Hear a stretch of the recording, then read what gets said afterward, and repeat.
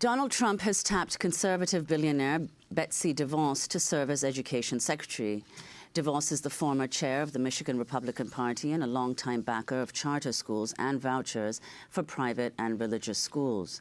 In response, American Federations of Teachers President Randy Weingarten said, quote, "In nominating DeVos, Trump makes it loud and clear that his education policy will focus on privatizing, defunding, and destroying public education in America," unquote. If confirmed by the Senate, DeVos could become the most anti-public school education secretary since the Office of Education was established in 1867. The New York Times notes DeVos helped turn her home state of Michigan into one of the nation's biggest school choice laboratories, and the result was disastrous. The DeVoses have bankrolled their school deregulation and privatization efforts through a dark money group called American Federation for Children, a major contributor to the right-wing corporate education movement.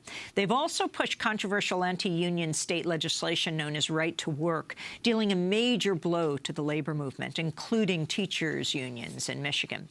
Since 1970, the DeVoses have invested at least $200 million in various right-wing causes. DeVos's father-in-law is the co-founder of Amway, and her brother is Eric Prince, founder of the mercenary firm Blackwater. For more, we're joined by three guests. In Detroit, Michigan, we're joined by Tawana Simpson, elected member of the Detroit Board of Education.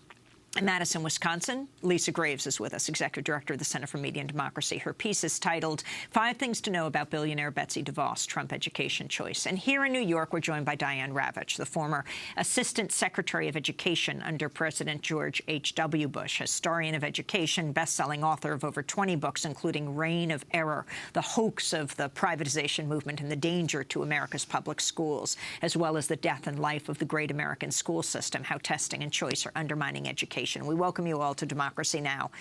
Lisa Graves, let's begin with you. What do you think are the 5 most important things to understand about President-elect Trump's education pick? Well, I think he chose perhaps the most unqualified person he could for this position. She's an enemy of public schools. She's someone who has used her inherited wealth and the wealth that she's married into to try to distort and reshape our laws to advance her personal views, which are that we should basically redefine public education to mean our tax dollars should be going to fund private schools, religious schools that advance her worldview. And so she's someone who didn't even send her kids to public schools. She's someone who basically has devoted her wealth to attacking our campaign finance laws, to attacking labor laws, and to attacking the very idea of having universal public education for all students that's truly public. So she's someone who is manifestly unqualified. I think it's going to be an enormous battle nationally and in our states to protect our public schools, which is really one of the greatest innovations of America in the past century, to have universal public education, truly public schools for all, and to really invest in those schools. Putting her in charge of the Department of Education really is an insult to all of the many teachers and educators and principals and so many Americans who have come through our public schools, who have had a chance in this economy to make it in their lives, in part due to this commitment of America to public schools, which we need to invest in more, versus the sort of alternatives that Betsy DeVos has pushed, including charter schools that have sucked billions out of our public education system and that have resulted in hundreds of millions of dollars of fraud. Diane Ravitch, DeVos supports vouchers and charter schools. Could you explain what vouchers are and what the key differences are between public schools and charter schools? Because some say that charter schools enable more choice. Well, they do enable choice, but they're not necessarily better schools. And what they basically are privately managed, privately run, and in many cases for-profit schools. Michigan has many charter schools, and 80% of them are run for profit. So these are privately owned schools. It's the first step towards privatization. And they're schools that are open to students, which students can choose. but very often they're worse than the public school that they're leaving. A voucher, on the other hand, is a plan to give the money directly to the family. They never see the money. They're just told, you now have a voucher. It's worth $5,000, $6,000, $8,000, whatever the voucher is. You can go anywhere with it. You can go to a commercial school. You can go to a charter. You can go to a religious school. So this breaks the long history of a separation of church and state, because most of the vouchers that are used in the states that now have vouchers are for religious schools, and most of them are not going to. It's not enough money to go to an elite school or to the best school. It's usually very, like in the South, it's backwoods fundamentalist church schools that have uncertified staff. What is your assessment of Betsy DeVos's educational background? Well, I agree with Lisa. She's the most unqualified person ever to be nominated for this, but more than that, she represents the religious right. She is unusual in that she is a representative of the religious right with billions of dollars behind her. So her American Federation for Children has used its strategic giving to promote vouchers all over the country. And there are many states that, about half the states now have some form of a voucher. But the important thing to know about vouchers and charters is that neither of them has ever been approved by popular vote. The DeVos family, Betsy DeVos in particular, launched a referendum in Michigan in the year 2000. It was rejected by 69% to 31%. There have now been 6 or 8 state elections since 1990. They have been turned down by 70 to 30, 65, 35, overwhelmingly in every state where they've been tried, where the vouchers have been put forward, they've been turned down. In this last election this year, 2 states, Massachusetts and Georgia, overwhelming majorities opposed charter school expansion. So there has never been popular expression saying we want to get rid of our public schools and replace them with privately managed charters or vouchers that you can take to any place. So let's go right to Michigan, where Betsy DeVos lives. Tawana Simpson, you are an elected member of the Detroit Board of Education. Can you share your response when you heard that President-elect Donald Trump had tapped Michigander Betsy DeVos to be the Secretary of Education? I was very disappointed and disheartened, because we have worked so hard in the grassroots here in Detroit to save our traditional public schools. Under emergency management, we worked to ensure that the legislator accepted the debt that they created in our traditional public schools. We worked very hard and advocated and lobbied for them to appropriate money to our traditional public schools. And we stopped the legislator from chartering our entire school district. So I found it very disheartening just to find out, after all the hard work that we put into it, that, you know, from the federal level, it can be changed. Let's turn to Betsy DeVos in her own words, speaking on Fox Business Network. The reality is that most charter schools in this country take the kids that are doing poorly in the schools that they were assigned to.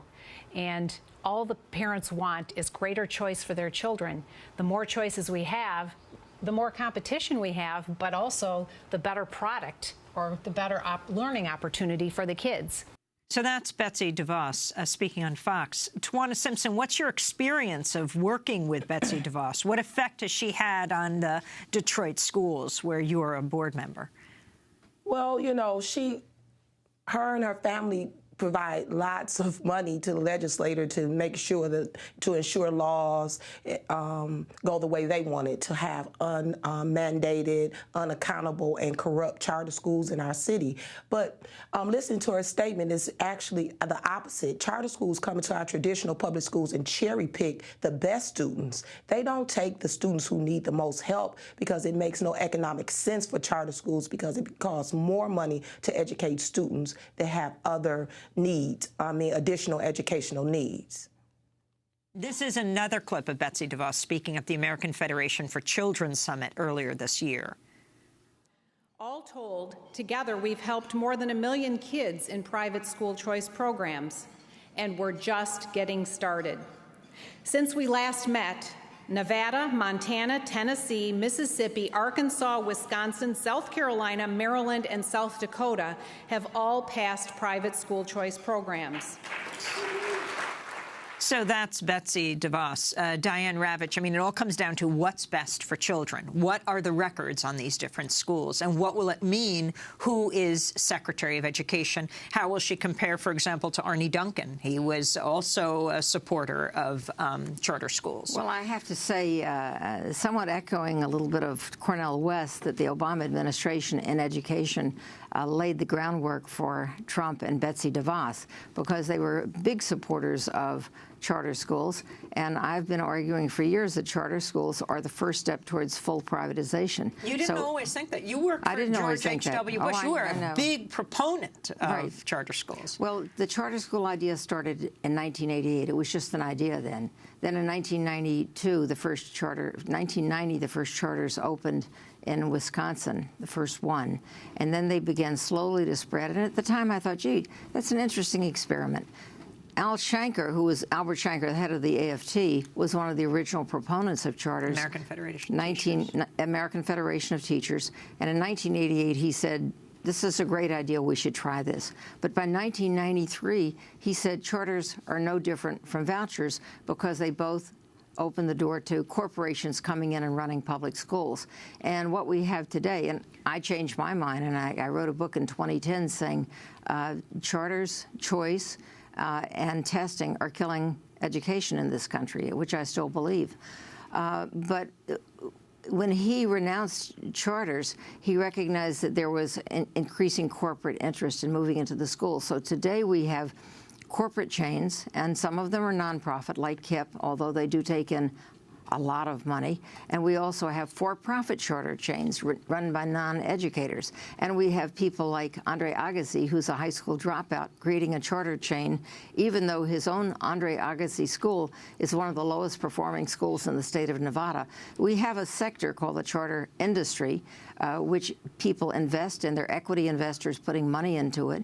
Wall Street is one of the biggest backers of charter schools these days, because they're investing in, they make, there's something called the New Markets Tax Credit, where they get, and Juan Gonzalez wrote about this, they're able to make a tremendous return on their investment in charters because of write-offs on federal taxes by investing in charters. People from out of the country can get green cards by investing in charter school construction. There are all kinds of deals, and the biggest and sleaziest deal of all is the charter operators, the for-profit operators in particular, who buy a piece of property and then rent it to themselves at a rental that's 3, 4, 5, 10 times the market rate. And they make tons of money, not on the school, but on the leasing. Well, were charter schools, you said they were introduced, the first one opened in Wisconsin in 1990. Were they a response to failing public schools? Actually, it was Minnesota, not Wisconsin, the first one, and it's still there. And at the time, the original idea was that they would take in kids that the public schools were not able to help. So they were bringing in dropouts. They were bringing in kids who had lost motivation in school and trying to find different ways. That was the Shanker idea, is that the charter schools would fill a need that the public schools had and help the public schools. And whatever they learned, they would return to the public schools. He never conceived them as competition, where they would cherry-pick their students, as the board member from Detroit mentioned. They cherry-pick the best students. They kick out kids who don't have high scores. They exclude kids who are English language learners, and they exclude kids with disabilities. They take the mildest form of disabilities, like a learning disability, and the kids who have profound disabilities are left to the public schools, which now have less money to educate them. And the attitude of teachers' unions towards Betsy DeVos right now? Well, they're very frightened, because Betsy DeVos is anti-union, and she's sponsored and been active in promoting right-to-work laws. And she and her family helped to turn Michigan from being a very strong union state to being a right-to-work state. She's also put money, she and her husband have put money into right-wing groups like Focus on the Family, which believes in conversion therapy and sponsors anti-gay activities and legislation. Her mother put $500,000 into the ballot in California, which was an effort to remove protections for gay rights. So all of these issues, which are the kind of the right-wing catalog of horribles, of gay rights, of labor union protections or destruction, are focused around her, but her main focus is school privatization. And school privatization has been tried in Chile and in Sweden, and the results have been very clear. The first and most important product is hypersegregation, because everybody goes off to be with people just like themselves. We have to leave it there. Diane Ravitch served as Assistant Secretary of Education under President George H.W. Bush. Her books include Reign of Error. We also have been joined by Tawana Simpson, elected member of the Detroit Board of Education, and Lisa Graves of the Center for Media and Democracy.